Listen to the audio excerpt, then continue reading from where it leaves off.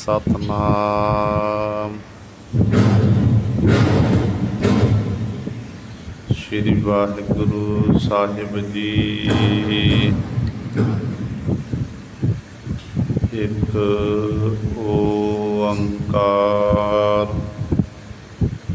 सतनाम। करता पुरख निर्भव निर्वैर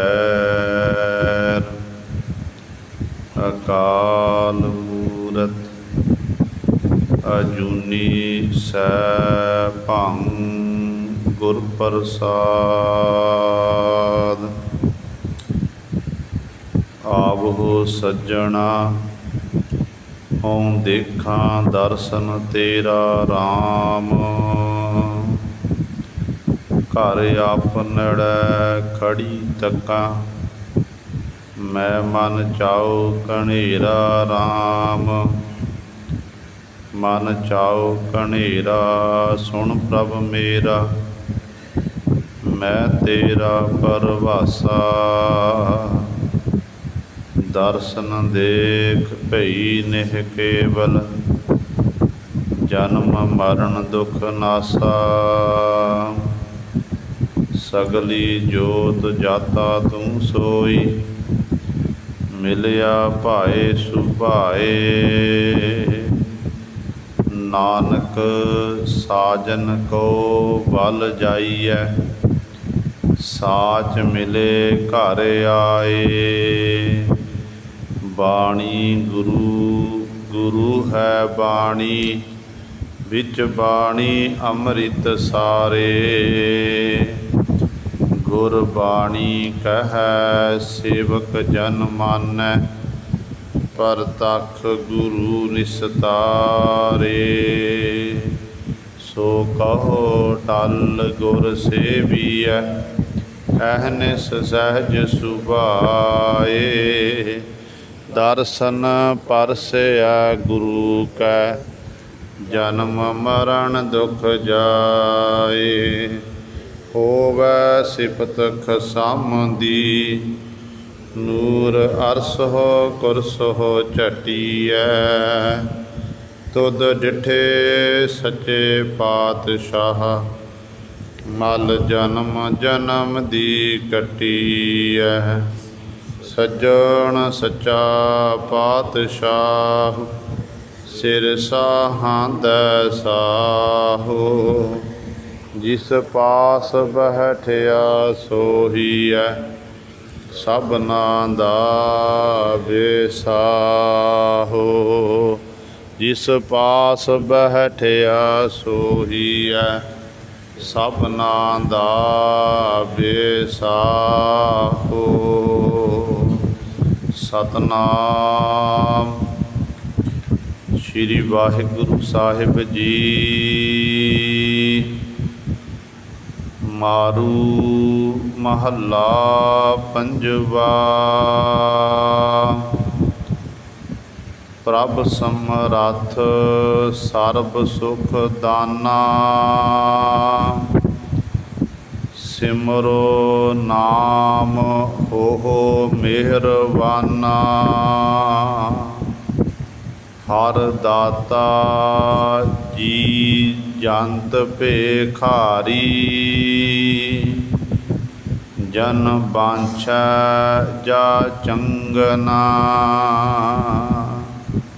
प्रभ समरथ सर्ब सुख दाना। सिमरो नाम होहो मेहरबाना। हर दाता जी जंत भेखारी। जन बांछा जा चंगना। मांगो जन तूर परम गत पावो। जन्म जन्म की मैल मिटावो। दीर्घ रोग मिटै हर औखद। हर निर्मल रापै मंगना। श्रवणी सुनो बिमल जस स्वामी। एका ओट तजो बिख कामी। निभ निभ पाए लगो दास तेरे। कर सुकृत नाही संगना। रसना गुण गावै हर तेरे। मिटह कमाते अवगण मेरे।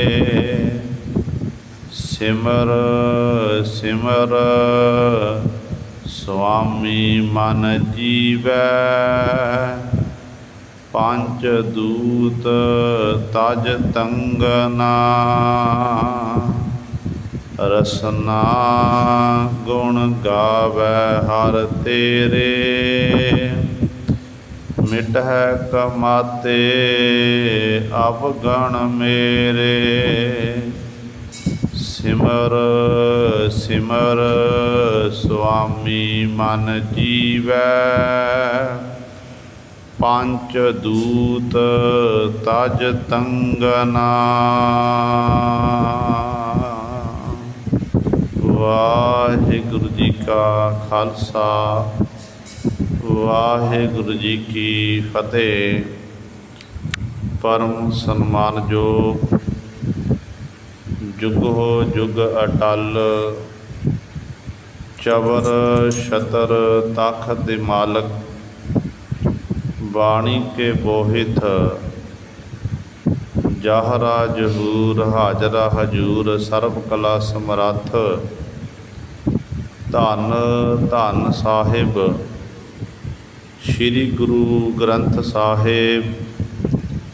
सच्चे सतगुरु जी की पावन पवित्र निੱਘੀ गोद अंदर जुड़ बैठे गुरु रूप गुरु सवारे सत संगी जनो। आप जी बड़ भागे हो जो अमृत वेले तो धन धन साहिब श्री गुरु गोबिंद सिंह महाराज जी की चरण छो धरती। महान पवित्र अस्थान गुरुद्वारा मंजी साहिब आलमगीर विखे हाजरियाँ भर के सत संगत करके नतमस्तक हो के सतगुरु महाराज जी दियाँ खुशियाँ प्राप्त कर रहे हो। साहिबां दे पावन दरबार दे विच अमृत वेले तो सजे हुए दीवाना विच आप जी ने हुणे ही सत्कार जो गुरु घर दे कीर्तनिया पासों श्री आसा जी की वार दे कीर्तन श्रवण कीते हैं। सो आओ गुरु सवारियो समा है जो चल रही लड़ीवार गुरबाणी की कथा। मारू राग दे विचों आप संगतां श्रवण करदियां आ रहीआं हन। जिथे आपां ने लड़ीवार गुरबाणी की कथा विचार श्रवण करनी है उत्थे अज ही नाल ही पंजवें गुरदेव शहीदां दे सरताज बाणी के बोहित धन धन साहिब श्री गुरु अर्जन देव महाराज का अज विआह पुरब है। जगत माता माता गंगा जी दे नाल सतगुरु महाराज जी दे अज दा दिन आनंद कारज होए सन। सो सारियां संगतां नूं धन गुरु अर्जन देव महाराज दे विआह पुरब दी लख लख बधाई। ते आपां जिथे गुरबाणी दी विचार श्रवण करनी है उत्थे नाल नाल सतगुरु श्री गुरु अर्जन देव महाराज का जो पावन इतिहास है उहदे नाल भी आपां सांझ पानी है। सो आओ अपनियां मन बिरतियां एकागर करिए ध्यान गुरु चरणां नाल जोड़िए ते गुरु महाराज जी दे पावन उपदेश नूं हिरदियां विच वसा के अपना जीवन सफला करिए। करो सारे अपनी रसना पवित्र ते उचारण करो जी सतनाम श्री वाहिगुरु साहिब जी। मारू महला पंजवा। प्रभ समरथ सर्ब सुख दाना सिमरो नाम हो मेहरबाना।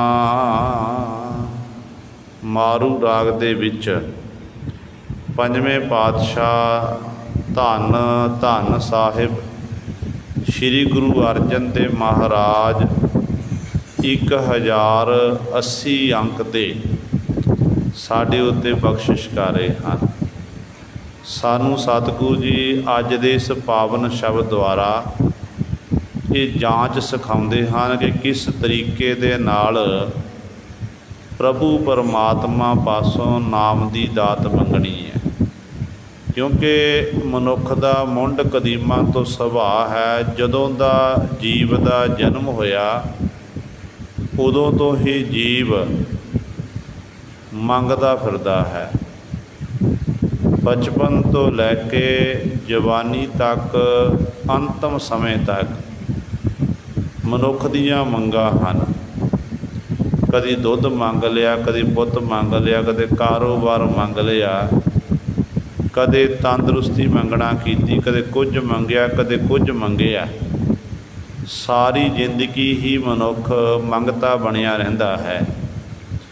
गुरु साहबान जी कहते ने कि सिक्खा ठीक है तो अपने गुरु पासों परमेश्वर पासों सिख ने मंगना है, पर मंगण का तरीका होना चाहिए। मंगण वाली दात तो तू मंग ही नहीं रहा है। जिहड़ी दात जिहड़ी दात तेरी जिहदे नाल तेरियां लोड़ां पूरियां होणियां ने, तेरे भंडारे भरने ने, वो दात तू मंगदा नहीं है। पदार्थवादी सोच वाला होण करके पदार्थ ही मंगदा फिरदा है। जिहड़े ये पदार्थ ने ना, जदों परमात्मा ने सानू संसार विच भेजिया, मनुखा जन्म लैके आपां आए हाँ, जन्म लैण तो पहला ही परिपूर्ण परमात्मा ने साडे कर्मां दे च वो पदार्थ पा दिते ने। जिन्ने सानू मिलने ने वो मिल के रहने ने, कोई खो नहीं सकता है। जिहड़े नहीं मिलने आपां लै नहीं सकते हैं, जिन्नी मर्जी आपां कोशिश कर रहीए। तो इस करके सतगुरु समझाउंदे ने, कहंदे जे मंगना ही है ना तो एक दात मंग परमात्मा पासों। वो किहड़ी दात है कि मैं क्या मांगो किश थिर ना रहाई, हर दीजै नाम प्यारी जी। कि परमात्मा तेरे पास हम भीख भिखारी तेरे, तू निजपत है दाता। तू असी तेरे दर दे भिखारी हाँ, तू साडा दाता है। मैं तेरे के पासों मालक मंगा की, हम भीख भिखारी तेरे, तू निजपत है दाता। ओह कृपाल नाम देहो मंगत जन को, सदा रहो रंग राता। कहते परमात्मा मेरे उत्ते ये बख्शिश कर, मैं तेरे दर दा जाचक हाँ, मंगता हाँ, ते मैनू अपने दरों नाम की दात बख्शना करो, ताकि मैं नाम जप के अपना जीवन सफला कर सकां, तेरे नाम विच रंगिया रवां। इस करके बाकी जो मैं संसारी पदार्थ देखता ना, ये पदार्थ कदे थिर रहन वाले नहीं हैं। तो इस करके मेरे मालक जी प्रभु जी कृपा करो, हर दीजै नाम प्यारी जीओ, मैनू अपने दरों नाम की दात देना करो। सतगुरु अज दे इस पावन शब्द द्वारा सानू यही बेनती करन दा तरीका दस रहे, किस तरीके दे नाल परिपूर्ण परमात्मा पासों नाम दियां दातां लैणियां ने। ते पातशाह कहंदे ने प्रभ समरथ सर्ब सुख दाना। हे प्रभु जी आप जी समरथ हो। समरथ कहंदे ने सर्व शक्तिमान, जे किसी प्रकार की कोई ऊणताई ना होवे उन्होंने कहते समरथ। ਜਿਹਦੇ ਕੋਲ ਸਾਰੇ ਭੰਡਾਰੇ ਨੇ, ਸਾਰੀਆਂ ਸ਼ਕਤੀਆਂ ਨੇ। ਜਿਵੇਂ ਆਪਾਂ ਸਤਿਗੁਰ ਦੇ ਬਚਨ ਪੜ੍ਹਦੇ ਹਾਂ ਕਿ ਸਮਰੱਥ ਗੁਰੂ ਸਿਰ ਹੱਥ ਧਰਿਓ, ਗੁਰ ਕੀਨੀ ਕਿਰਪਾ ਹਰ ਨਾਮ ਦਿਓ, ਜਿਸ ਦੇਖ ਚਰਨ ਅਗਨ ਹਰਿਓ। ਇਸੇ ਪ੍ਰਕਾਰ ਤੁਮ ਸਮਰੱਥਾ ਕਾਰਨ ਕਰਨ, ਢਾਕਨ ਢਾ ਗੋਬਿੰਦ ਗੁਰ ਮੇਰੇ, ਮੋਹਿ ਅਪਰਾਧੀ ਚਰਨ ਸ਼ਰਨ।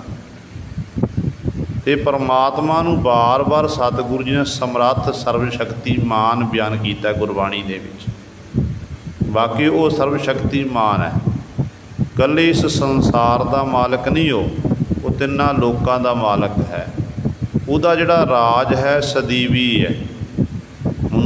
ਮਨੁੱਖ ਰਾਜੇ ਮਹਾਰਾਜੇ ਬਣਦੇ, ਵੱਡੇ ਵੱਡੇ ਅਹੁਦਿਆਂ ਉੱਤੇ ਮਨੁੱਖ ਪਹੁੰਚਦਾ ਹੈ, ਪਰ ਉਹ ਰਾਜ ਦਾ ਕੋਈ ਹੱਦ ਹੁੰਦਾ ਹੈ।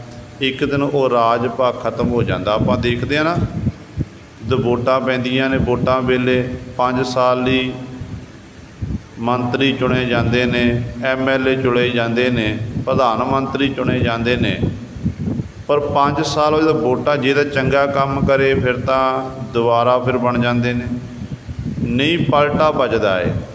ਜਿਸ ਕੁਰਸੀ ਉੱਤੇ ਉਹ ਆਪ ਬੈਠੇ ਹੁੰਦੇ ਨੇ ਅਤੇ ਫਿਰ ਹੋਰ ਪਾਰਟੀ 'ਤੇ ਜਾ ਕੇ ਬੈਠ ਜਾਂਦੇ ਨੇ, ਜਿਹਨੂੰ ਜਿੱਤ ਪ੍ਰਾਪਤ ਹੁੰਦੀ ਹੈ। ਭਾਵ ਦੁਨਿਆਵੀ ਰਾਜੇ ਜਿਹੜੇ ਥੋੜ੍ਹੇ ਸਮੇਂ ਦੇ ਹਨ, ਇਹਨਾਂ ਦਾ ਰਾਜ ਭਾਗ ਸੀਮਤ ਹੈ, ਅਤੇ ਪਰਮਾਤਮਾ ਦਾ ਰਾਜ ਭਾਗ ਅਟੱਲ ਹੈ, ਕਿਉਂਕਿ ਉਹ ਸਰਵ ਸ਼ਕਤੀਮਾਨ ਹੈ, ਸਮਰੱਥ ਹੈ। ਕਹਿੰਦੇ ਐਸੇ ਸਮਰੱਥ ਸਤਿਗੁਰ ਦੇ ਚਰਨਾਂ 'ਚ ਬੇਨਤੀ ਕਰੋ।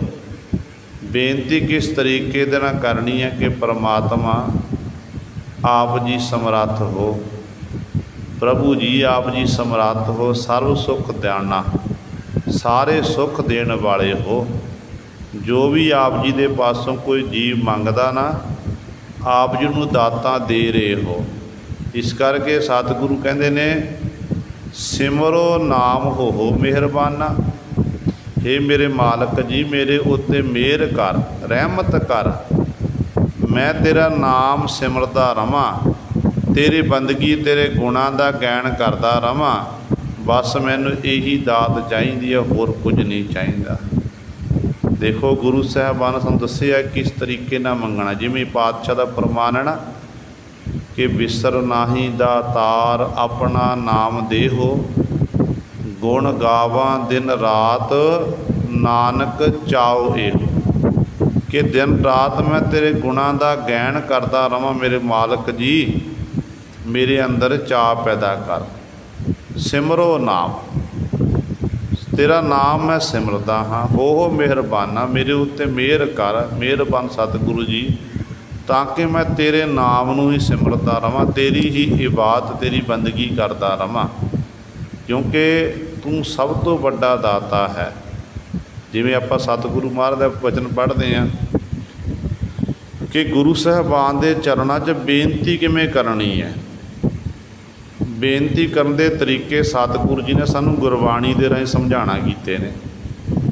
ਪਾਤਸ਼ਾਹ ਜੀ ਦਾ ਫਰਮਾਨ ਕਿ ਸਤਿਗੁਰ ਆਇਓ ਸਰਣ ਤੁਹਾਰੀ, ਮਿਲੈ ਸੂਖ ਨਾਮ ਹਰ ਸੋਭਾ, ਚਿੰਤਾ ਲਾਹੇ ਹਮਾਰੀ, ਅਵਰ ਨ ਸੂਝੈ ਦੂਜੀ ਠਾਹਰ, ਹਾਰ ਪਰਿਓ ਤੋ ਦੁਆਰੀ, ਲੇਖਾ ਛੋੜ ਅਲੇਖਾ ਛੂਟਹਿ, ਹਮ ਨਿਰਗੁਣ ਲਿਹੋ ਉਬਾਰੀ, ਸਦਬਖ ਸਿੰਧ ਸਦਾ ਮਿਹਰਬਾਨਾ, ਸਭਨਾ ਦੇ ਆਧਾਰੀ, ਨਾਨਕ ਦਾਸ ਸੰਤ ਪਾਤਸ਼ਾਹ ਪਰਿਓ, ਰਾਖ ਲਿਹੋ ਇਹ ਬਾਰੀ।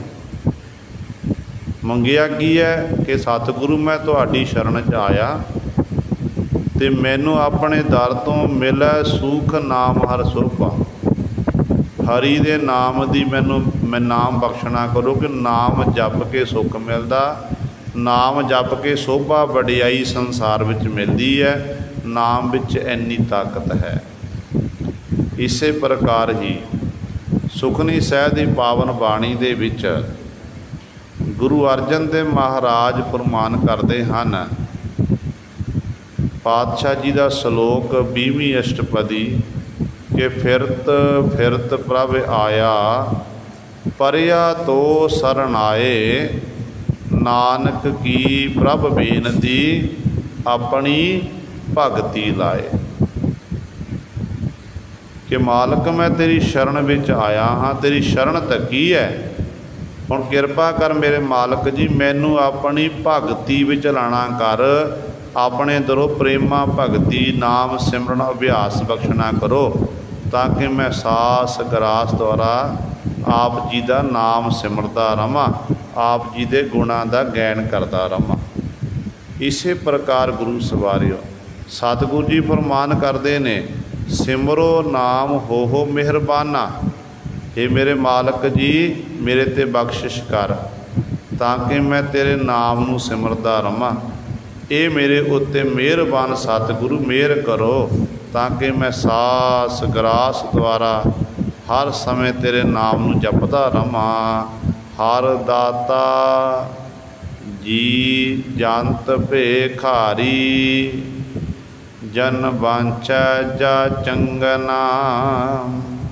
हर दाता, हरि कौन है? कहते दाता है। हरि कोल दाता ने, जीवां नूं वो दाता दे रहा है। जिन्ने भी जीव जंतु हैं 84 लाख जूना विच, ये सारे ही उस मालक दे दर दे भिखारी हैं। ते मालक जी, आप जी हरि जी, आप जी साडे दाते हो। मैं तेरे दर दा जिन्ने भी जीव जंतु तेरे भिखारी हैं, ते तेरा जन तेरे पासों एक ही दात मंगदा जा चंगना।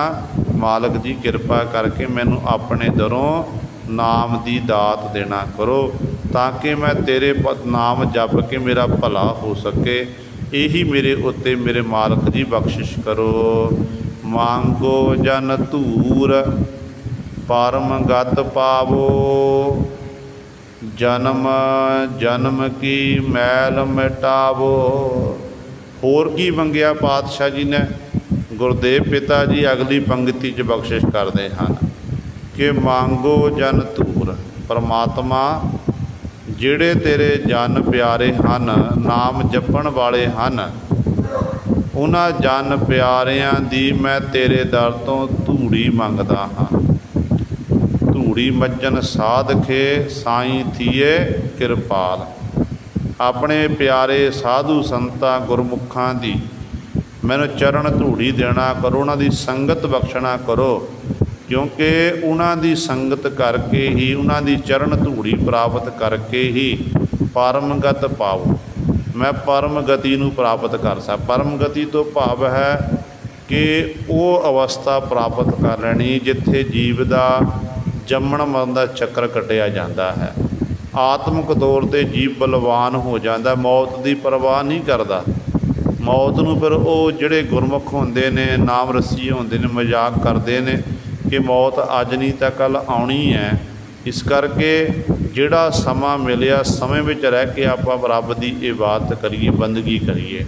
वो अठे पैर फिर उस मालक वाहिगुरू की बंदगी करते हैं।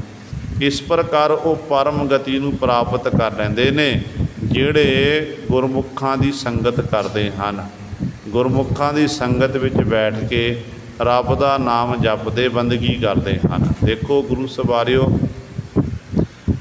4 प्रकार दियाँ जो विद्वानां ने कथन किया है। पहला है अज्ञान, दूजा है ज्ञान, तीजा है गुर ज्ञान, ते चौथा है ब्रह्म ज्ञान। जो आप गुरु ग्रंथ साहिब महाराज की पावन बाणी पढ़ते हैं ना, गुरु ग्रंथ साहिब महाराज की पावन बाणी दे विच इन्हां चारां दा वर्णन किया गया। अज्ञान, ज्ञान, गुर ज्ञान ते ब्रह्म ज्ञान। अज्ञान कहते ने जिमें आपां कह दईए एक कमरा बंद है, उहदे रोशनदान बंद ने, दरवाजे खिड़कियां बंद हैं, सूरज की जिहड़ी किरण है बिल्कुल अंदर नहीं जा सकती है। घुप हनेरा, घुप हनेरा, जिहड़ा बिल्कुल घुप हनेरा है वो है अज्ञान। ਸਾਡੇ ਹਿਰਦੇ ਦੇ ਅੰਦਰ ਵੀ ਅਗਿਆਨਤਾ ਦਾ ਹਨੇਰਾ ਹੈ। ਹਨੇਰੇ ਨੂੰ ਅਗਿਆਨਤਾ ਆਖਦੇ ਨੇ, ਕੁਝ ਦਿਖਾਈ ਨਹੀਂ ਦਿੰਦਾ। ਦੂਜਾ ਹੈ ਗਿਆਨ। ਜਦੋਂ ਗਿਆਨ ਇੱਕ ਦੀਵੇ ਦੀ ਨਿਆਈ ਹੈ। ਦੀਵਾ ਜਦੋਂ ਬਲਦਾ ਨਾ, ਜਿਸ ਕਮਰੇ ਵਿੱਚ ਹਨੇਰਾ ਹੈ, ਘੁੱਪ ਹਨੇਰਾ, ਕੁਝ ਦਿਖਾਈ ਨਹੀਂ ਦੇ ਰਿਹਾ, ਜਦੋਂ ਦੀਵਾ ਬਲ ਗਿਆ, ਦੀਵਾ ਬਲਣ ਦੇ ਰਾਹੀਂ ਫਿਰ ਉਸ ਕਮਰੇ ਚਾਨਣ ਹੋ ਜਾਂਦਾ ਹੈ ਅਤੇ ਕਮਰੇ ਦੀ ਇਕੱਲੀ ਇਕੱਲੀ ਵਸਤੂ ਪਈ ਹੋਈ ਪਤਾ ਲੱਗ ਜਾਂਦੀ ਕਿ ਫਲਾਣੀ ਵਸਤੂ ਆਹ ਪਈ ਆ, ਆਹ ਬਾਥਰੂਮ ਹੈ, ਰਸੋਈ ਆ, ਰਸੋਈ ਦਾ ਸਮਾਨ ਹੈ, ਆਹ ਸਮਾਨ ਪਿਆ ਹੋਇਆ ਹੈ। ਜਦੋਂ ਲਾਈਟ ਹੀ ਲਾਈਟ ਤੋਂ ਬਿਨਾਂ ਗੱਲ ਨਹੀਂ ਬਣੇਗੀ। ਇਹ ਗਿਆਨ ਇੱਕ ਐਸਾ ਹੈ ਜਿਹਦੇ ਰਾਹੀਂ ਗੁਰੂ ਸਵਾਰਿਓ ਸਾਡੇ ਅੰਦਰ ਦੀ ਅਗਿਆਨਤਾ ਖਤਮ ਹੋ ਕੇ ਗਿਆਨ ਦਾ ਪ੍ਰਕਾਸ਼ ਹੁੰਦਾ। ਜਿਵੇਂ ਸਤਿਗੁਰੂ ਕਹਿੰਦੇ ਨੇ, ਦੀਵਾ ਬਲੈ ਅੰਧੇਰਾ ਜਾਏ, ਵੇਦ ਪਾਠ ਮਤ ਪਾਪਾਂ ਖਾਏ। ਇਹ ਚਾਰ ਇਹ ਜੋ ਜਗਦੀਪ ਗਿਆਨ। ਇਸੇ ਪ੍ਰਕਾਰ ਸਤਿਗੁਰੂ ਜੀ ਕਹਿੰਦੇ ਜਦੋਂ ਦੀਵਾ ਬਲ ਗਿਆ, ਦੀਵਾ ਬਲਣਾ ਪ੍ਰਕਾਸ਼ ਹੋ ਜਾਂਦਾ ਹੈ, ਇਹਨੂੰ ਕਹਿੰਦੇ ਨੇ ਗਿਆਨ। ਇੱਕ ਹੁੰਦਾ ਗੁਰ ਗਿਆਨ। ਗੁਰ ਗਿਆਨ ਗੁਰੂ ਪਾਸੋਂ ਗਿਆਨ ਪ੍ਰਾਪਤ ਕਰਨਾ, ਗੁਰੂ ਨੇ ਬਖਸ਼ਿਸ਼ ਕਰ ਦੇਣੀ ਜਿਹਦੇ 'ਤੇ। ਜਦੋਂ ਆਪਾਂ ਸਤਿਗੁਰ ਦੀ ਬਾਣੀ ਪੜ੍ਹਦੇ ਹਾਂ, ਗੁਰੂ ਗ੍ਰੰਥ ਸਾਹਿਬ ਮਹਾਰਾਜ ਦੀ ਪਾਵਨ ਬਾਣੀ, ਬਾਣੀ ਪੜ੍ਹਨ ਦੇ ਨਾਲ ਸਾਡੇ ਅੰਦਰ ਫਿਰ ਪ੍ਰਕਾਸ਼ ਹੁੰਦਾ ਹੈ। ਗੁਰ ਗਿਆਨ ਐਸਾ ਹੈ ਜਿਵੇਂ ਆਪਾਂ ਕਹਿ ਦਈਏ ਸੂਰਜ ਚੜ੍ਹਿਆ, ਸੂਰਜ ਦਾ ਪ੍ਰਕਾਸ਼ ਹੋਇਆ, ਧਰਤੀ ਉੱਤੇ ਕਿਰਨਾਂ ਪਈਆਂ, ਚਾਨਣ ਦਾ ਮੁਨਾਰਾ ਹੋ ਗਿਆ। ਦਿਨ ਜਿਹੜਾ ਦਿਨ ਦੇ ਅੱਗੇ ਰਾਤ ਖਲੋ ਨਹੀਂ ਸਕੀ, ਸੂਰਜ ਦੀਆਂ ਕਿਰਨਾਂ ਇੰਨੀਆਂ ਤੇਜ਼ ਸਨ, ਰਾਤ ਉੱਥੇ ਠਹਿਰ ਨਹੀਂ ਸਕੀ। ਅਤੇ ਗੁਰੂ ਦਾ ਗਿਆਨ ਐਸਾ ਹੈ ਕਿ ਗੁਰੂ ਦੇ ਗਿਆਨ ਦੇ ਅੱਗੇ ਅਗਿਆਨਤਾ ਟਿਕ ਨਹੀਂ ਸਕਦੀ ਹੈ। ਇਹ ਭਾਈ ਗੁਰਦਾਸ ਜੀ ਗੁਰੂ ਨਾਨਕ ਪਾਤਸ਼ਾਹ ਦੇ ਬਹੁਤ ਕਹਿੰਦੇ ਨੇ ਕਿ ਸਤਿਗੁਰ ਨਾਨਕ ਪ੍ਰਗਟਿਆ, ਮਿੱਟੀ ਧੁੰਦ ਜਗ ਚਾਨਣ ਹੋਆ, ਜਿਉਂ ਕਰ ਸੂਰਜ ਨਿਕਲਿਆ, ਤਾਰੇ ਛਪ ਅੰਧੇਰ ਪਲੋਆ। ਤਾਰੇ ਅਲੋਪ ਹੋ ਗਏ, ਹਨੇਰਾ ਜਿਹੜਾ ਉੱਥੋਂ ਦੂਰ ਹੋ ਗਿਆ, ਆਪਾਂ ਅਗਿਆਨਤਾ ਮੁੱਕ ਗਈ। ਅਤੇ ਗੁਰੂ ਦਾ ਗਿਆਨ ਇੱਕ ਐਸਾ ਹੈ ਜਿਹੜਾ ਜੀਵ ਦੇ ਅੰਦਰ ਬਲਿਓ ਚਿਰਾਗ ਅੰਧਿਆਰ ਮੈਂ, ਸਭ ਕਲ ਉਤਰੀ ਇੱਕ ਨਾਮ ਧਰਮ, ਪ੍ਰਗਟ ਸਗਲ ਹਰ ਭਵਨ ਮੈਂ, ਜਨ ਨਾਨਕ ਗੁਰ ਪਾਰ ਬ੍ਰਹਮ। ਐਸੀ ਅਵਸਥਾ ਨੂੰ ਉਹ ਗੁਰਮੁਖ ਜਨ ਪ੍ਰਾਪਤ ਕਰ ਲੈਂਦੇ ਨੇ। ਗੁਰੂ ਦਾ ਗਿਆਨ, ਗੁਰੂ ਵਾਲਾ ਗਿਆਨ ਪ੍ਰਾਪਤ ਕਰਕੇ ਅਸਲ ਵਿੱਚ ਜੀਵ ਪਰਮੇਸ਼ਰ ਨੂੰ ਪ੍ਰਾਪਤ ਕਰ ਸਕਦਾ ਹੈ। ਕਿਉਂਕਿ ਜਦੋਂ ਤੱਕ ਗੁਰੂ ਦੀ ਕਿਰਪਾ ਨਹੀਂ ਹੁੰਦੀ, ਰਹਿਮਤ ਨਹੀਂ ਹੁੰਦੀ, ਉਦੋਂ ਤੱਕ ਗੁਰੂ ਸਵਾਰਿਓ ਸਾਡੇ ਅੰਦਰੋਂ ਅਗਿਆਨਤਾ ਮੁੱਕ ਨਹੀਂ ਸਕਦੀ ਹੈ। ਵੱਡੇ ਵੱਡੇ ਸੰਸਾਰ ਦੇ ਵਿੱਚ ਹੋਏ ਨੇ, ਸਤਿਯੁਗ ਤੋਂ ਲੈ ਕੇ ਆਪਾਂ ਤ੍ਰੇਤੇ ਕਲਯੁਗ ਤੱਕ ਦੀ ਹੁਣ ਤੱਕ ਦੀ ਗੱਲ ਕਰੀਏ, ਵੱਡੇ ਵੱਡੇ ਮਹਾਤਮਾ ਰਿਸ਼ੀ ਮੁਨੀ ਹੋਏ ਨੇ ਜਿਨ੍ਹਾਂ ਨੂੰ ਗਿਆਨ ਜਿਹੜਾ ਗੁਰੂ ਪਾਸੋਂ ਪ੍ਰਾਪਤ ਹੋਇਆ, ਅਗਿਆਨਤਾ ਵਿੱਚ ਹੀ ਉਹ ਵਿਚਰਦੇ ਰਹੇ। ਜਦੋਂ ਗੁਰੂ ਧਾਰਨ ਕੀਤਾ ਅਤੇ ਗੁਰੂ ਧਾਰਨ ਕਰਨ ਉਪਰੰਤ ਫਿਰ ਉਹਨਾਂ ਦੇ ਅੰਦਰ ਗਿਆਨ ਦਾ ਦੀਵਾ ਜਗਿਆ। ਦੇਖੋ ਹਿੰਦੂ ਮਤ ਦੇ ਗ੍ਰੰਥਾਂ 'ਚ ਗਾਥਾ ਆਉਂਦੀ ਹੈ, ਕਹਿੰਦੇ ਨੇ ਨਾਰਦ ਮੁਨ ਜੀ ਨਿੱਤਾ ਪ੍ਰਤੀ ਭਗਵਾਨ ਜੀ ਦੇ ਦਰਸ਼ਨ ਦੀਦਾਰੇ ਕਰਨ ਲਈ ਜਾਂਦੇ, ਵਾਪਸ ਮੁੜ ਆਉਂਦੇ। ਜਦੋਂ ਦੇਖਦਾ ਨਾਰਦ ਮੁਨ ਰਸਤੇ 'ਚ ਵਾਪਸ ਆਉਂਦਾ ਕਿ ਇੱਕ ਖੋਤੇ ਦੇ ਉੱਤੇ ਮਿੱਟੀ ਭਰ ਕੇ ਬਾਹਰ ਸੁੱਟੀ ਜਾ ਰਹੀ ਹੈ। ਇੱਕ ਦਿਨ ਹੋਇਆ, 2 ਦਿਨ, 10 ਦਿਨ, ਮਹੀਨਾ, ਇਸ ਤਰ੍ਹਾਂ ਦੇਖਣਾ ਕੀਤਾ। ਇੱਕ ਦਿਨ ਉਸ ਘੁਮਿਆਰ ਨੂੰ ਨਾਰਦ ਮੁਨੀ ਜੀ ਨੇ ਪੁੱਛਣਾ ਕੀਤਾ, ਕਹਿਣ ਲੱਗਿਆ ਕਿ ਭਰਾਵਾ ਇਹ ਦੱਸ, ਤੂੰ ਨਿੱਤਾ ਪ੍ਰਤੀ ਮੈਂ ਤੈਨੂੰ ਦੇਖਦਾ, ਤੂੰ ਇੱਥੇ ਮਿੱਟੀ ਦਾ ਇਹ ਖੋਤੇ ਉੱਤੇ ਮਿੱਟੀ ਲੱਦ ਕੇ ਬਾਹਰ ਸੁੱਟ ਕੇ ਆਉਂਦਾ, ਕਿੱਥੋਂ ਲੈ ਕੇ ਆਉਂਦਾ, ਕੀ ਕਾਰਨ ਹੈ? ਅਤੇ ਉਹ ਜਿਹੜਾ ਖੋਤੇ ਨੂੰ ਸਾਂਭਣ ਵਾਲਾ ਘੁਮਿਆਰ ਸੀ ਕਹਿਣ ਲੱਗਿਆ ਕਿ ਮੈਂ ਇੱਥੇ ਇੱਕ ਨਾਰਦ ਨਾਮੇ ਨਿਗੋਰਾ ਪੁਰਸ਼ ਆਉਂਦਾ ਭਗਵਾਨ ਜੀ ਕੋਲ, ਜਿਹਨਾਂ ਹਾਲੇ ਤੱਕ ਗੁਰੂ ਨਹੀਂ ਧਾਰਨ ਕੀਤਾ, ਹਾਲੇ ਤਾਂ ਗੁਰੂ नहीं धारण किया, जिस करके उत्थे नगोरे दी मैनू भगवान जी का हुक्म है कि मिट्टी पुट के सुट देनी है। जो नारद मुंजी ने सुनिया, क्योंकि वो जिहड़ा मनुख सी वो नहीं जानता सी ये नारद मुंजी हैं। नारद मुंजी उस समय वापस मुड़े जाके भगवान जी नूं आखण लगे, भगवान जी तुसीं मैं नगोरा आखना किया, मैं नगोरा किवें हो सकता, मैंने इन्नी विद्या पढ़ी, मैं 63,000 विद्या इस तरह लिखी है विद्वाना ने कि सब तो वध विद्या मैं पढ़िया होया हाँ, मेरे को ज्ञान है। तो अगों भगवान जी आखण लगे, नहीं नारद मुन, बेशक तू विद्या पढ़िया होया विद्वान है, पर गल की है तो नगोरा है, हले तक तो गुरु नहीं धारण किया। जो तक गुरु नहीं धारण करता उद तक तू मुक्त नहीं हो सकता। कहन लगे कि गुरु किनू धारण करा, तो भगवान जी आखण लगे, नदी के किनारे ते चलिया जा, तुरिया जा, जिहड़ा सब तो पहला तैनूं मिल जाएगा उन्होंने तू अपना गुरु धारण कर लवें।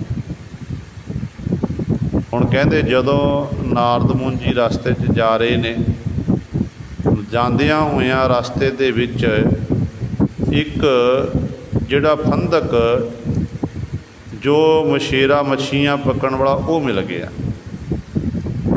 हुण मत्था तां टेकिया, मत्था टेकण उपरंत नाल शंका कर ली कि मेरे भगवान का हुक्म होया सी सब तो पहला मिलेगा तो उन्होंने गुरु धारण करी, ये तो मछेरा है मच्छियां पकड़न वाला।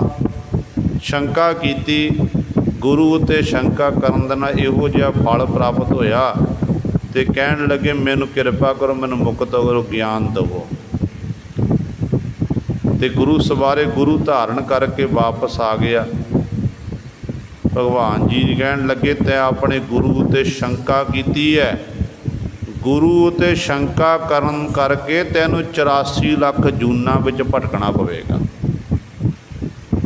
84 लाख जूना च भटकना पवेगा। बड़ा दुखी होया कि की हो गया 84 लाख जूना विच। फिर कहन लग्या भगवान जी उपा की है, बचा किवें हो सकदा। कहन लगे बचा तो केवल तेरा गुरु ही करा सकता है, गुरु दे वास्ते मेरे वास्ते की गल नहीं है, तेरा गुरु सिफारिश कर दवे फिर तेरा बचाव हो सकता है।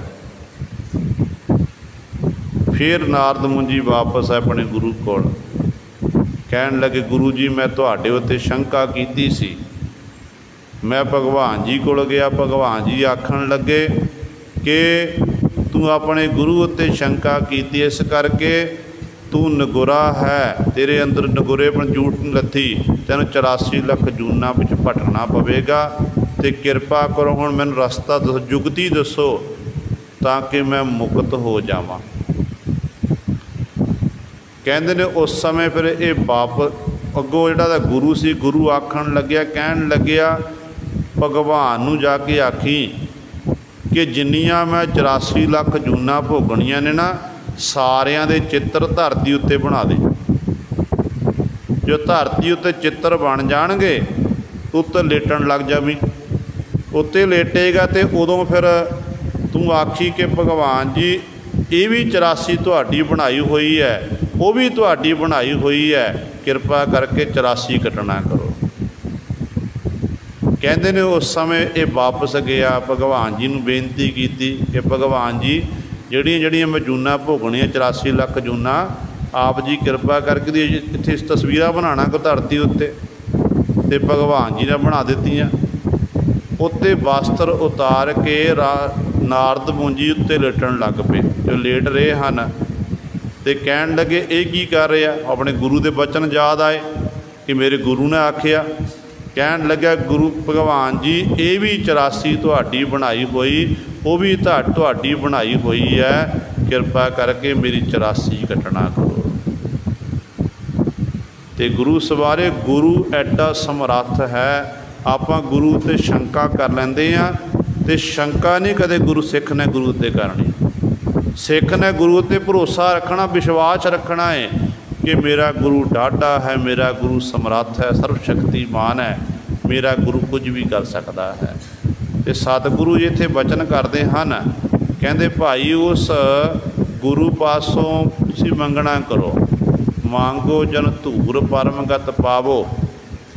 ਹੇ ਪ੍ਰਮਾਤਮਾ, ਜਿਹੜੇ ਤੇਰੇ ਜਨ ਪਿਆਰੇ ਹਨ ਉਹਨਾਂ ਦੀ ਮੈਂ ਤੇਰੇ ਪਾਸੋਂ ਚਰਨ ਧੂੜੀ ਮੰਗਦਾ ਹਾਂ, ਫਿਰ ਮੈਂ ਪਰਮ ਗਤੀ ਨੂੰ ਪ੍ਰਾਪਤ ਕਰ ਸਕਦਾ ਹਾਂ। ਜਨਮ ਜਨਮ ਕੀ ਮੈਲ ਮਿਟਾਵੋ, ਮੈਨੂੰ ਆਪਣੇ ਗੁਰਮੁਖਾਂ ਦੀ ਸੰਗਤ ਬਖਸ਼ ਕੇ ਉਹਨਾਂ ਚਰਨ ਧੂੜੀ ਬਖਸ਼ ਕੇ ਅਤੇ ਮੇਰੀ ਜਨਮਾਂ ਜਨਮਾਂਤਰਾਂ ਦੀ ਮੈਲ ਜਿਹੜੀ ਹੈ ਉਹ ਮਿਟਾਈ ਜਾ ਸਕਦੀ ਹੈ। ਉਹ ਤਾਂ ਹੀ ਮਿਟੇਗੀ ਜਦੋਂ ਗੁਰਮੁਖਾਂ ਦੀ ਸੰਗਤ ਪ੍ਰਾਪਤ ਹੋਵੇਗੀ। ਦੀਰਘ ਰੋਗ ਮਿਟੈ ਹਰ ਔਖਦ,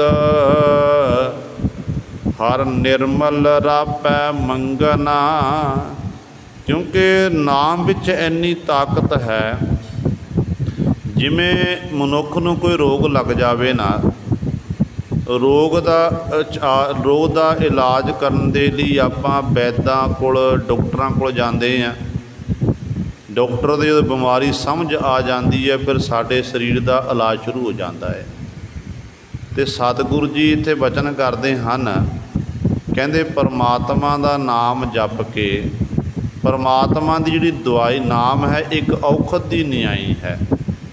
ਜਿਵੇਂ ਦਵਾਈ ਖਾਣ ਦੇ ਨਾਲ ਜੀਵ ਦਾ ਰੋਗ ਦੂਰ ਹੁੰਦਾ ਹੈ, ਨਾਮ ਰੂਪੀ ਦਵਾਈ ਛਕਣ ਨਾਲ, ਜਪਣ ਦੇ ਨਾਲ ਦੀਰਘ ਰੋਗ। ਦੀਰਘ ਰੋਗ ਕਿਹੜਾ ਹੈ? ਵੱਡੇ ਵੱਡੇ ਰੋਗ ਜਿਹੜੇ ਮਨੁੱਖ ਨੂੰ ਲੱਗੇ ਹੋਏ ਨੇ, ਜੋ ਦੀਸੈ ਸੋ ਸੋ ਰੋਗੀ, ਰੋਗ ਰਹਿਤ ਮੇਰਾ ਸਤਿਗੁਰ ਜੋਗੀ। ਗੁਰਬਾਣੀ ਵਿੱਚ ਪਾਤਸ਼ਾਹ ਨੇ ਬਚਨ ਕਰ ਦਿੱਤੇ, ਸਭ ਤੋਂ ਵੱਡਾ ਰੋਗ ਹੈ ਹਉਮੈ ਦਾ ਰੋਗ, ਜਿਹਦੇ ਬਾਅਦ ਪਾਤਸ਼ਾਹ ਕਹਿੰਦੇ ਨੇ ਹਉਮੈ ਦੀਰਘ ਰੋਗ ਹੈ, ਦਾਰੂ ਵੀ ਇਸ ਮਾਹੇ। ਕਹਿੰਦੇ ਹਉਮੈ ਬਹੁਤ ਵੱਡਾ ਰੋਗ ਹੈ, ਪਰ ਘਬਰਾਉਣ ਦੀ ਲੋੜ ਨਹੀਂ। ਕਹਿੰਦੇ ਇਹਦੀ ਦਵਾਈ ਵੀ ਹੈ। ਕਿਹੜੀ ਦਵਾਈ ਹੈ? ਕਿਰਪਾ ਕਰ ਜਿਸ ਆਪਣੀ ਤਾਂ ਗੁਰ ਕਾ ਸ਼ਬਦ ਸਮਾਹੇ।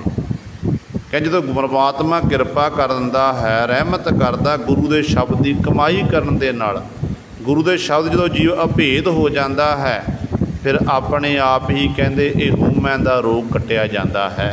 ਅਤੇ ਸਤਿਗੁਰੂ ਜੀ ਬਚਨ ਕਰਦੇ ਹਨ, ਕਹਿੰਦੇ ਇਸ ਤਰ੍ਹਾਂ, ਕਹਿੰਦੇ ਉਸ ਜਿਹੜਾ ਵੱਡਾ ਰੋਗ ਹੈ ਹਰੀ ਦੀ ਨਾਮ ਰੂਪੀ ਅੱਖ ਦਵਾਈ ਦੇ ਨਾਲ ਮਿਟ ਜਾਂਦਾ ਹੈ। ਹਰ ਨਿਰਮਲ ਰਾਪੈ ਮੰਗਣਾ। ਕਹਿੰਦੇ ਇਸ ਤਰ੍ਹਾਂ ਉਹ ਗੁਰਮੁਖ ਪਿਆਰੇ ਨਾਮ ਜਪਣ ਵਾਲੀਆਂ ਰੂਹਾਂ ਪਰਮਾਤਮਾ ਦਾ ਨਾਮ ਜਪ ਕੇ ਨਿਰਮਲ ਹੋ ਜਾਂਦੇ ਹਨ। ਇਹੀ ਹਰੀ ਪਰਮਾਤਮਾ ਪਾਸੋਂ, ਗੁਰੂ ਪਾਸੋਂ ਇਹੀ ਦਾਤ ਮੰਗਦੇ ਹਨ ਕਿ ਪਰਮਾਤਮਾ ਸਾਨੂੰ ਆਪਣੇ ਚਰਨਾਂ ਦੀ ਧੂੜੀ ਬਣਾਉਣਾ ਕਰ, ਆਪਣੇ ਦਰੋਂ ਸਾਨੂੰ ਨਾਮ ਦੀ ਦਾਤ ਬਖਸ਼ਣਾ ਕਰ। ਅੱਜ ਪੰਜਵੇਂ ਪਾਤਸ਼ਾਹ ਧੰਨ ਧੰਨ ਸਾਹਿਬ ਸ਼੍ਰੀ ਗੁਰੂ ਅਰਜਨ ਦੇਵ ਮਹਾਰਾਜ ਦਾ ਵਿਆਹ ਪੁਰਬ ਦਾ ਜੋ ਦਿਹਾੜਾ ਹੈ, ਜਦੋਂ ਸਤਿਗੁਰੂ ਗੁਰੂ ਅਰਜਨ ਦੇਵ ਮਹਾਰਾਜ ਅੰਮ੍ਰਿਤਸਰ ਸਾਹਿਬ ਦੀ ਧਰਤੀ 'ਤੇ ਬਿਰਾਜਮਾਨ ਸਨ। ਮੌ ਨਗਰ ਦੇ ਰਹਿਣ ਵਾਲੇ ਬਾਬਾ ਕ੍ਰਿਸ਼ਨ ਚੰਦ ਜੀ ਸਤਿਗੁਰੂ ਮਹਾਰਾਜ ਦੀ ਹਜ਼ੂਰੀ ਵਿੱਚ ਆਏ, ਨਤਮਸਤਕ ਹੋਏ, ਮੱਥਾ ਟੇਕਿਆ। ਮੱਥਾ ਟੇਕਣ ਉਪਰੰਤ ਬੇਨਤੀ ਕੀਤੀ ਕਿ ਪਾਤਸ਼ਾਹ ਜੀ, ਮੇਰੀ ਜਿਹੜੀ ਲੜਕੀ ਹੈ ਵਿਆਹਣ ਦੇ ਯੋਗ ਹੈ, ਵਰ ਦੇ ਯੋਗ ਹੈ। ਮੈਂ ਆਪ ਜੀ ਦੇ ਚਰਨਾਂ 'ਚ ਬੇਨਤੀ ਕਰਦਾ ਹਾਂ ਕਿ ਆਪ ਜੀ ਮੇਰੀ ਲੜਕੀ ਦਾ ਰਿਸ਼ਤਾ ਪ੍ਰਵਾਨ ਕਰੋ। ਮੈਂ ਆਪਣੀ ਬੇਟੀ ਨੂੰ ਆਪ ਜੀ ਦੀ ਦਾਸੀ ਸੇਵਕਾਣੀ ਬਣਾਉਣਾ ਚਾਹੁੰਦਾ ਹਾਂ। ਗੁਰੂ ਘਰ ਦਾ ਇਹ ਪਹਿਲ ਮੁੱਢ ਕਦੀਮਾਂ ਤੋਂ, ਇਹ ਆਪਾਂ ਜਦੋਂ ਇਤਿਹਾਸ ਪੜ੍ਹਦੇ ਹਾਂ ਨਾ, ਗੁਰੂ ਨਾਨਕ ਸਾਹਿਬ ਮਹਾਰਾਜ ਤੋਂ ਲੈ ਕੇ 10ਵੇਂ ਪਾਤਸ਼ਾਹ ਤੱਕ, ਜਦੋਂ ਗੁਰੂ ਸਾਹਿਬਾਨਾਂ ਦੀ ਸ਼ਾਦੀਆਂ ਹੋਈਆਂ, ਵਿਆਹ ਹੋਏ ਨੇ, ਅਤੇ ਇਤਿਹਾਸ 'ਚ ਇਹ ਲਿਖਿਆ ਹੋਇਆ ਹੈ ਕਿ ਸਿੱਖ ਸੰਗਤਾਂ ਦੇ ਵਿੱਚੋਂ ਹੀ ਸਿੱਖਾਂ ਦੀਆਂ ਬੇਟੀਆਂ ਦੇ ਨਾਲ ਹੀ ਪਾਤਸ਼ਾਹ ਨੇ ਸ਼ਾਦੀ ਕੀਤੀ ਹੈ। ਕੋਈ ਜਾਤ ਪਾਤ ਨਹੀਂ ਪੁੱਛੀ, ਕੋਈ ਗੋਤ ਨਹੀਂ ਪੁੱਛਿਆ। ਸਿੱਖ ਨੇ ਬੇਨਤੀ ਕੀਤੀ ਅਤੇ ਸਤਿਗੁਰੂ ਰਿਸ਼ਤਾ ਪ੍ਰਵਾਨ ਕਰਦੇ ਨੇ। ਦੇਖੋ, ਜਦੋਂ ਚੰਦੂ ਦੀ ਲੜਕੀ ਦਾ ਸਤਿਗੁਰੂ ਰਿਸ਼ਤਾ ਇਨਕਾਰ ਕਰਦੇ ਨੇ ਅਤੇ ਸਿੱਖ ਬੇਨਤੀ ਕਰਦਾ ਸੰਗਤ ਵਿੱਚੋਂ ਉੱਠ ਕੇ ਕਿ ਪਾਤਸ਼ਾਹ ਜੀ, ਮੇਰੀ ਲੜਕੀ ਦਮੋਦਰੀ ਜੀ, ਆਪ ਜੀ ਕਿਰਪਾ ਕਰੋ, ਉਹਦੀ ਰਿਸ਼ਤਾ ਪ੍ਰਵਾਨ ਕਰੋ। ਅਤੇ ਸਤਿਗੁਰੂ ਨੇ ਸਿੱਖ ਦੀ ਬੇਟੀ ਦੇ 6ਵੇਂ ਪਾਤਸ਼ਾਹ ਨੇ पंजवें पातशाह ने प्रवान किया अपने बेटे गुरु हरगोबिंद साहब महाराज लई।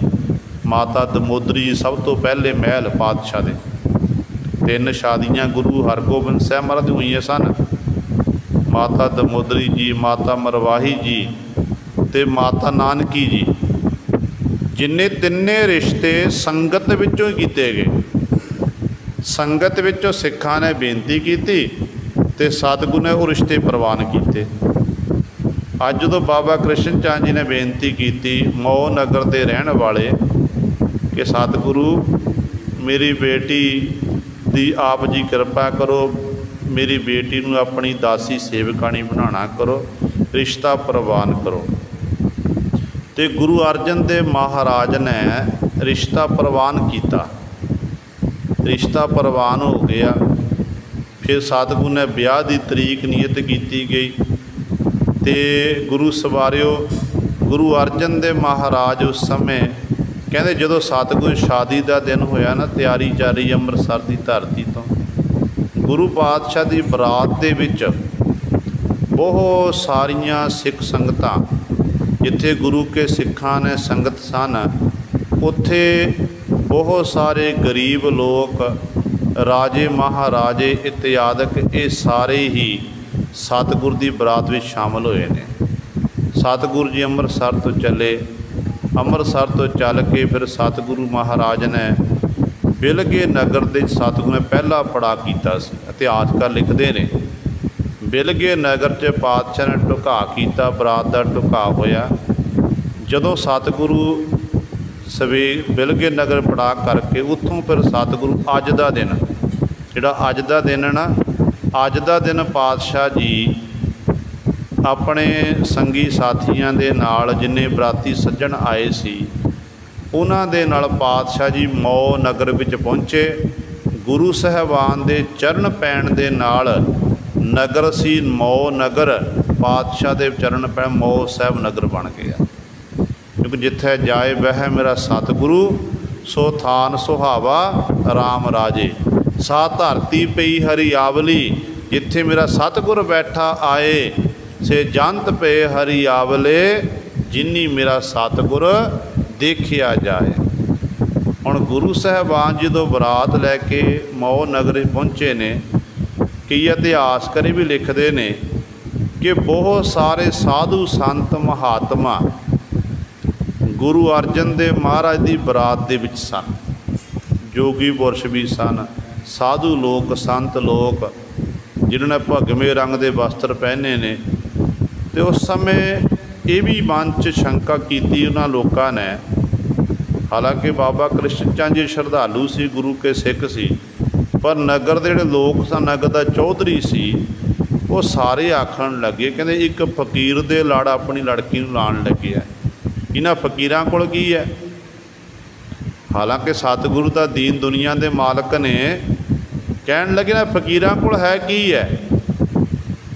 तो कई बारी इतिहासकार भी लिखते हैं, कहते एक किला दरख्त का उत्थे कहते दरख्त नूं वढ़ के किला गड्ढा किया जड़ां समेत। कहन लगे जे बाकी सतगुरु गुरु अर्जन देव महाराज समर्थ हन इस किले नूं पुटना करे।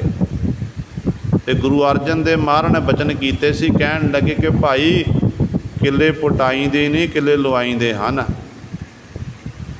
तो जदों बार बार आखन लगे तो पातशाह घोड़े उत्ते सवार होए।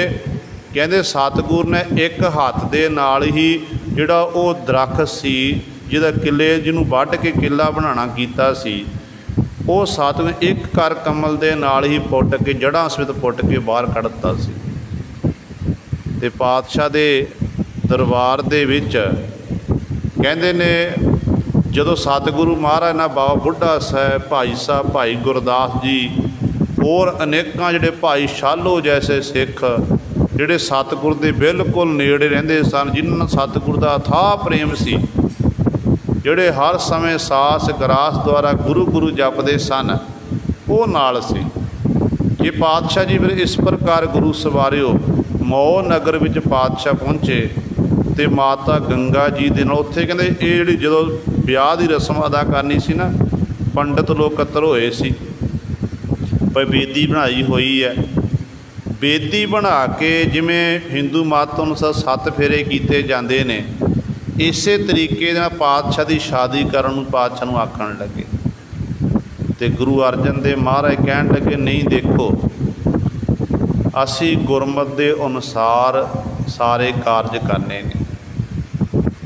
साडे बड़े होए ने गुरु नानक साहब महाराज, जदों हरदयाल पुरोहित गुरु नानक पातशाह दे ब्याह कराउण लग्या ते धन गुरु नानक देव महाराज ने मूल मंत्र उचार लिख के कागज उत्ते ते शब्द की सतगुर ने परिक्रमा की।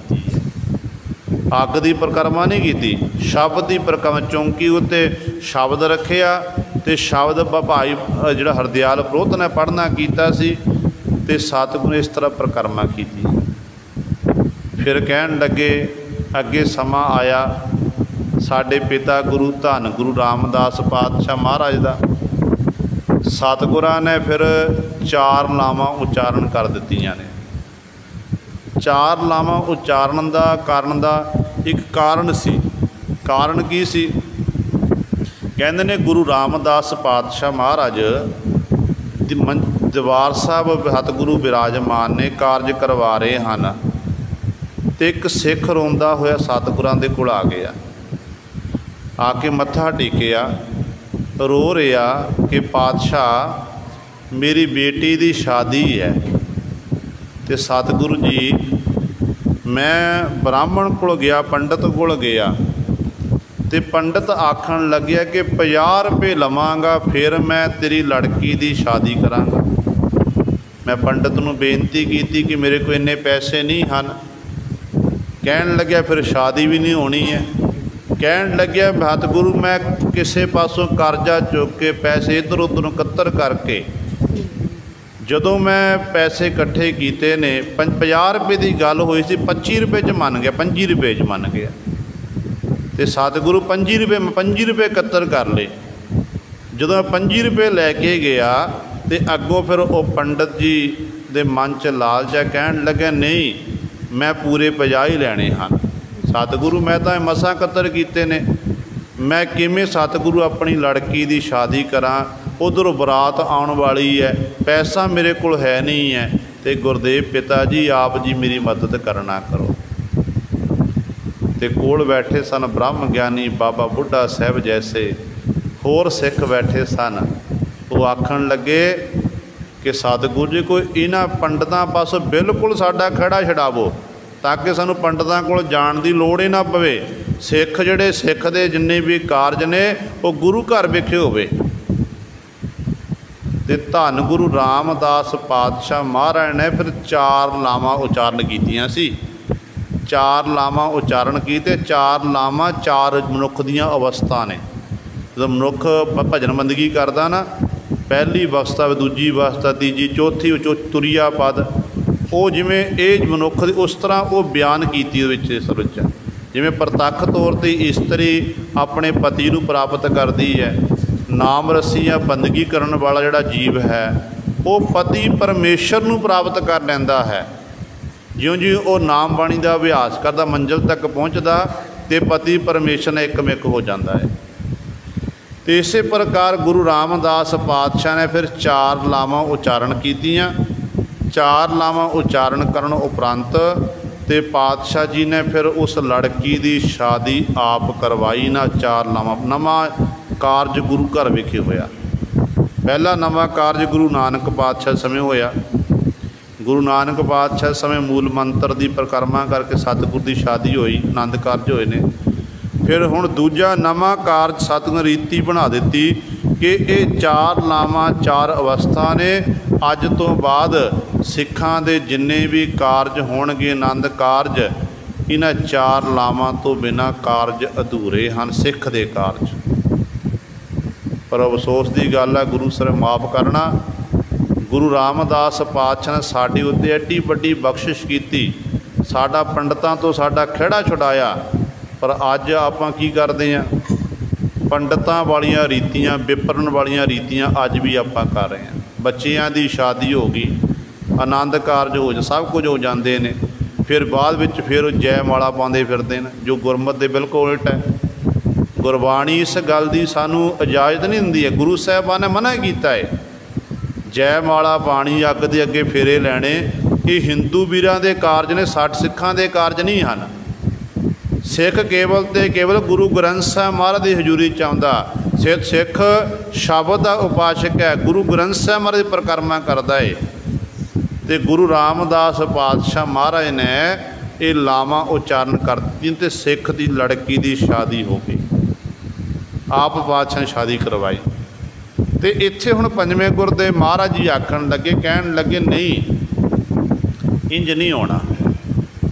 असी ये बेदी रची हुई है, तुसी पंडित जी बैठे ने कहंदे ये साडे धर्म दे विच नहीं है।